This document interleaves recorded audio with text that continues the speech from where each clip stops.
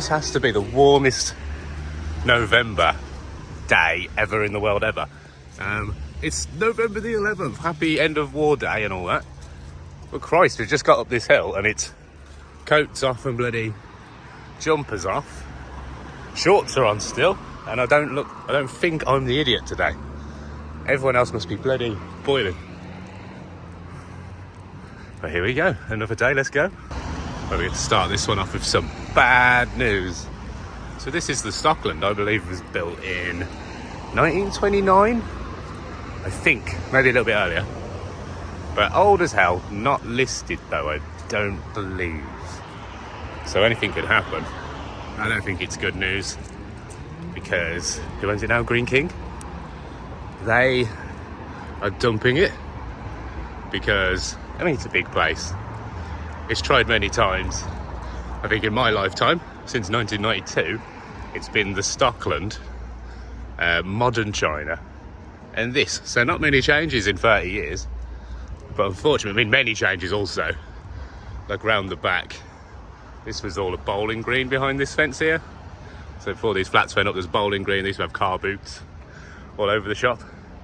So that's a bloody shame. I do have some photos of the old gardens, because when they built these pubs at the time, which I think was Mitchell and Butler, I can't remember,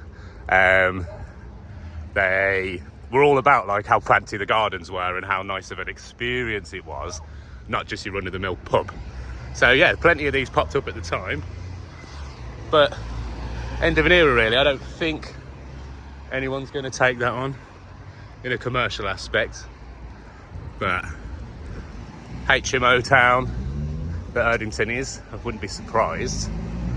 But then also, I've only just became aware of a thing called property guardians, which we'll look into. Uh-oh, looks like we've started to get squatters in there. Should we have a look at the bingo? Nah, but there you go, people are inside. So that needs to change too, and I think that's going to be sold. I don't know who owns it. It's been closed for ages. I think it was originally a cinema, and then it was a gala bingo, and now it's Buzz Bingo or whatever. Bizarre times. Love this shot in a minute. But, I mean, you won't care so much. Yeah, this is the old run. So this grass verge in the middle was the tram line back in the day. And then they did this really weird thing called Track 65, which I'll try and find a picture of, but it was basically a standard double-decker bus with wheels with little casters on the sides, which just kind of ran down these little tracks. I mean, like, yeah, like gullies, I don't know what you call them. It's like this, but thinner. It was the width of a bus with casters. I don't know what the point was. Maybe it kept them out, because yeah, the buses have never been a problem traffic-wise this way. But hey, should we go on there, pretend we're a tram? Come on, Pip. Here he is, everyone say hi. Right. Hurdles Pippin. We're gonna do it. Come on in. Oh, he's good. One more. Oh, he's good. So here we go. Life of a tram. But ain't that nice? Da, da, da. So yeah, I mean, you can only chalk up that these trees are, I guess, planted in the late 90s, because Track 65, I'm sure, came down this verge. And then these trees would have come after when they tidied it up and repurposed it. But I think it's a bit of a Birmingham specific thing, having these grass verge split carriageways. You just don't see them when you head out into the country. So I think they are all just old adaptations of old tramlines or whatever else, which smaller towns won't get. But you see this a lot, and I think one of the main ones, I don't think a tram ran down it, but I could be completely wrong. But per Bristol Road, heading out of Birmingham, that's got basically this too, for miles and miles all the way towards Selly Oak and Sturchley and that. But yeah, they turned that into a cycling path, which I'm sure I can find a photo of. And it's got a little cyclist counter to tell you how many cyclists have come in today, and how many lives have been saved. But I don't think many people use it. Again, I think it was put in mostly for the Commonwealth Games, as were most of the upgrades in the area. Again, a lot of them unfinished, a lot of them kind of just bizarre choices, really. Lots of funding knocking around. Maybe we'll talk about those. We didn't want this channel to become just a bloody hate channel for the Commonwealth Games. That wasn't the plan. But I do have a lot more to talk about regarding the Commonwealth Games and the imagery used. I was almost joking with the Baphomet reference and the bull reference and all that shit in part 1. Good eye.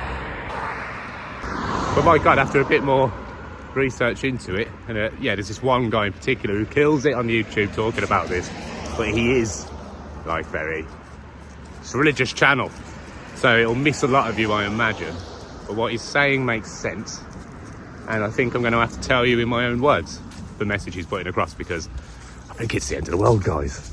Oh, we're getting jobs done today again. I've always found this road bizarre. It's like the opposite of Streatley and all those, where the verges are split by a road. But it's so wide. Like, what? Could they not build on this? Not too sure what was here before. This all looks like 50s post-war housing. So probably nada. But such a wide space in between. Bin man's job is long. Well, it's all good now since everyone has to take their bins to the side. But generally, yeah, bizarre road. I want to know the story behind it. Nice old LDV convoy though. Birmingham. Big fan of Perry Common Park. It's awesome. Oh, they're going on there. Cool. No, perfect little dog walking space. Wasteland from a post-war change of use, I guess. I think there was houses all here. My missus knows more about this. I'm sure houses backed up to the little brook on that side before and it all got cleared, but I don't know too much. I was scared of parks as a kid, I have no idea.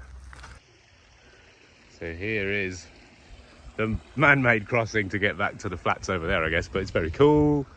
Look at it. Look at it. Could be anywhere, just take the housing out. We could be in Malvern. Pippin, come on. So, little walkway here. Don't know how slippy that is.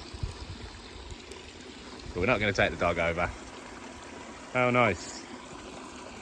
Not much litter in sight either, which is good news. Wonderful. Let's move on. We've got a husky approaching.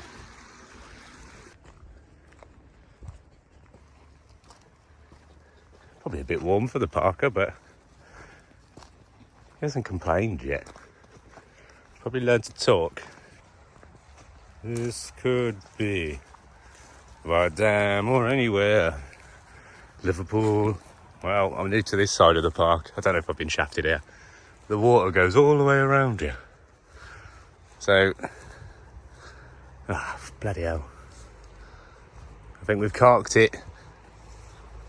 Ooh, funky bird coming out of the water there. Funky bird. That's the little egret.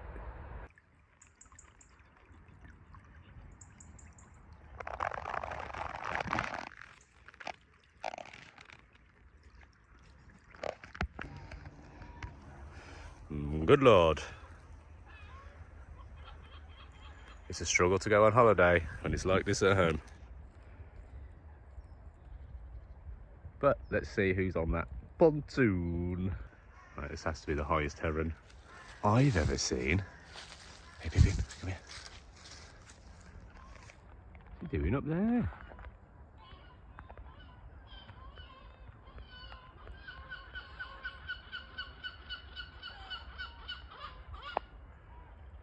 There you go.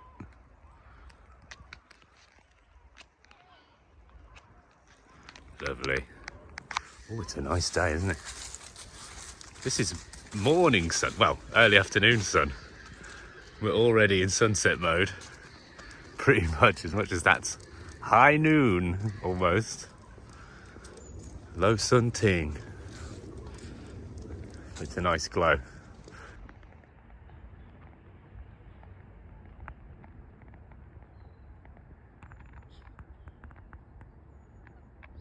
Silky. sure if you go back in the channel, I've ranted enough about geese. Very angry beings. Ruiners of the canal system with their fighting talk all the time. Don't like them.